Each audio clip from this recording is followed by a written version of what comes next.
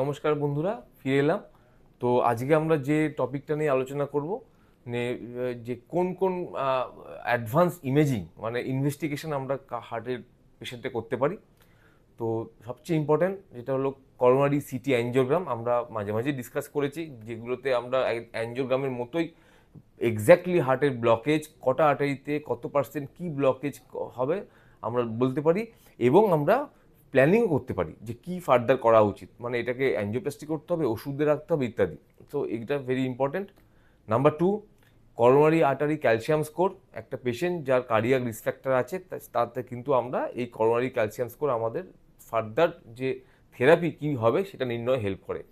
এছাড়া আজকালকার দিনে আমরা কার্ডিয়াক এমআরআই করছি, যাতে হার্টের যে স্ট্রাকচার, হার্টের যে মাসেল, সে সম্বন্ধে নিখুঁত আইডিয়া পাওয়া যায়। হার্টের কতটা মাসেল কাজ করছে, কতটা কাজ করছে না, কতটা ডেড টিস্যু, কতটা স্কার বার্ডেন, কি মায়োপ্যাথি মানে কোথায় কীরকম প্রবলেম হয়ে আছে, কোনো কিছু ডিপোজিট হয়ে আছে কিনা হার্টের মধ্যে, এগুলো কিন্তু আমাদের ডিটেলসে আমরা জানতে পারি। এবং এইটা সামনে রেখে আমরা কিন্তু থেরাপিটাকে আরও স্ট্রিমলাইন এবং আরও যেটাকে আমরা বলি যে এফেক্টিভ করতে পারি। নমস্কার।